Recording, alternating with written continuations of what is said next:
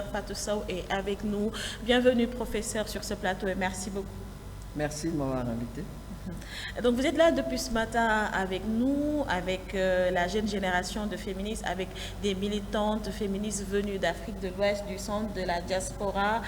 Quel sentiment vous anime par rapport à cette première édition de cette initiative portée par de jeunes féministes africaines?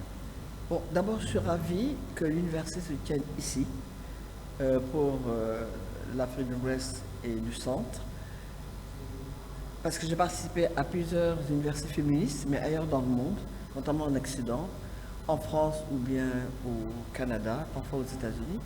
Donc je suis ravi que cette fois-ci, ce sont des jeunes africaines qui organisent et qui discutent des questions que préoccupent les féministes et qu'elles s'en préoccupent de manière très ouverte.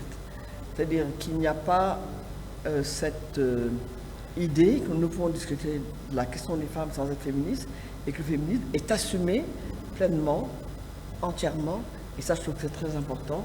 Je pense qu'on a fait un immense progrès à ce niveau-là. L'un des objectifs majeurs de cette université, c'est de construire un mouvement féministe africain fort. Quels sont les défis de la co-construction féministe? Alors, le premier défi, c'est de créer un mouvement féministe. Ça, c'est extrêmement difficile parce qu'il y a plusieurs courants dans le féminisme et il y a plusieurs courants dans les mouvements. Alors, parler d'un mouvement féministe, je pense que c'est ambitieux, mais je pense qu'en même temps, ce n'est pas très réaliste. Mais ce dont on a besoin, c'est d'avoir un socle commun autour duquel on peut construire des mouvements, construire des alliances, avoir des débats et échanger. Nous ne sommes pas obligés d'être tous d'accord sur des points précis, mais il y a un socle commun. Et ça qui est important. Si on veut construire un mouvement féministe, il faut que l'on fasse ce socle commun dans lequel tout le monde se reconnaît, tout le monde apporte sa contribution, que ce ne soit pas le féminisme de l'une contre celui de l'autre, mais qu'on ait un minimum, mais plus qu'un minimum quand même, qu'on ait des idées centrales qui, à mon avis, sont très très importantes pour se proclamer féministe et pour mener un combat féministe, parce que c'est vraiment un combat, face à une société que ce terme dérange toujours, que ce terme, au fond, rend un peu fou, rend un peu schizophrène. Je sais par exemple que dans mon université, on continue à parler de la question des femmes comme une question épineuse, comme si les femmes c'était une question, et si cette question était forcément épineuse.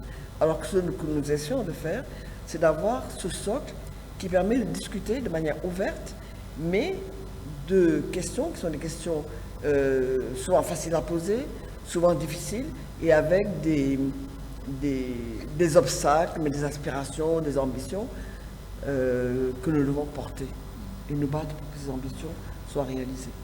On va parler un petit peu du Sénégal. Pensez-vous qu'aujourd'hui que l'environnement soit favorable, que le chemin soit assez balisé pour des recherches féministes? Le chemin n'a été jamais aussi difficile. Le Sénégal n'a jamais été aussi conservateur. Et je pense qu'il est conservateur, pas face à la société africaine elle-même, mais le système est conservateur parce que les religions ont pris une emprise extrêmement importante sur la vie de l'individu moyen, sur la vie du citoyen. Je viens d'un débat sur le code de la famille. Et on a beaucoup parlé de dispositions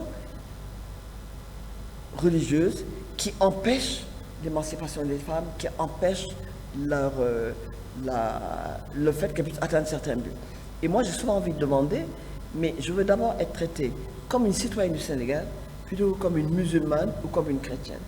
Donc je pense qu'il est, dans le milieu que nous avons aujourd'hui, la laïcité n'a jamais été aussi ébranlée.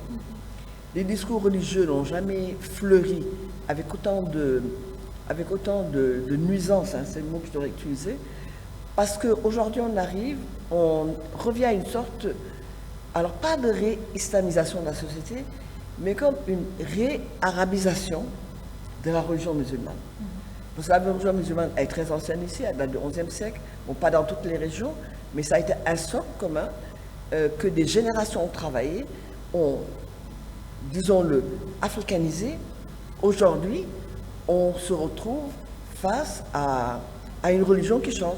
Alors, avant, on était Domoudim, aujourd'hui, on est Bint ou Ibn, qui sont des appellations arabes qui ne sont pas conformes à notre culture, même si nous sommes une vieille culture musulmane. Je pense que ce qui est en brèche aujourd'hui, dans ce pays, c'est le conservatisme, mais en fait, c'était cette lutte contre la laïcité qu'on a retrouvée avant que la colonisation française nous l'impose, elle l'inscrive dans nos lois. Il y avait quand même, en dehors d'une région du Fouta où il y avait un Almamia, dans d'autres régions, il y avait la religion d'un côté et le politique de l'autre. Il n'y avait pas de confusion et c'est progressivement, avec la colonisation et avec tout ce qui est arrivé dans l'histoire, que l'islamisation a pris cette place. Mais on avait réussi, je pense, d'une certaine manière à contrôler l'espace. Aujourd'hui, on est totalement débordé. Discours aussi bien à la radio, à la télévision, sont des discours terribles. Il y a des discours sur les femmes qui sont des discours dits religieux et chacun dit, mais qu'est-ce que l'islam dit? Alors qu'à des moments, on a envie de dire, mais qu'est-ce que dit la culture? Mais qu'est-ce que dit le droit? Qu'est-ce que dit le code de la famille pour pouvoir émerger en tant que citoyenne? Je pense que le conservatisme, il est là. Il est là. Vous avez assisté tout à l'heure au panel sur la gestion de la famille. Quand un code qui respecte les droits des femmes, vous y êtes revenu sur ça. Comment appréciez-vous le programme depuis ce matin de cette première journée d'université? Alors c'est un programme très intéressant, je trouve. Bon, ce matin, on m'a demandé de faire le discours d'ouverture. J'avais un temps très bref, mais on m'avait demandé, au fond, alors pas de donner le ton parce que c'est pas le mot, mais de donner une ouverture qui puisse donner un certain cadre dans lequel les débats allaient se dérouler. Donc je pense qu'on a eu un débat très intéressant autour du féminisme, la manière dont on l'appréhende, de la manière dont on se réapproprie le terme et de la manière dont on le construit d'un point de vue situé, c'est-à-dire à partir de nous-mêmes, avec nos priorités, avec nos formes, avec nos forces, mais aussi avec nos faiblesses, mais de revendiquer une identité féministe que nous construisons nous-mêmes. Et aujourd'hui, je pense que je peux sans complexe aller chercher dans toutes les... Parce qu'il n'y a pas un féminisme, il y a plusieurs... le féminisme est multiforme, avec un cadre commun. Donc je veux participer à ce code commun, et je veux... Parce qu'on parle souvent de la féminisme universaliste. Moi, je veux qu'il soit universaliste, c'est-à-dire je veux qu'il soit applicable à tout le monde, mais je veux y apporter ma pierre. Or, je pense que c'est ce que nous essayons de faire dans cette université féministe qui a commencé ce matin. Bon, on l'a continué cet après-midi. Moi, j'ai participé au débat sur le code de la famille, mais je crois que c'est très important, c'est de voir au fond quelle est la part de la religion et quelle est la collusion entre la religion et le politique pour créer un code de la famille dans lequel les femmes, pour se retrouver, sont obligées de déconstruire très progressivement des textes qui sont dits, alors ils sont dits vraiment dérivés de la charia. Or, moi, comme je le dis, moi je suis une citoyenne, avant d'être musulmane, je suis citoyenne, et je ne veux pas que mon islamité et ma citoyenneté soient en conflit.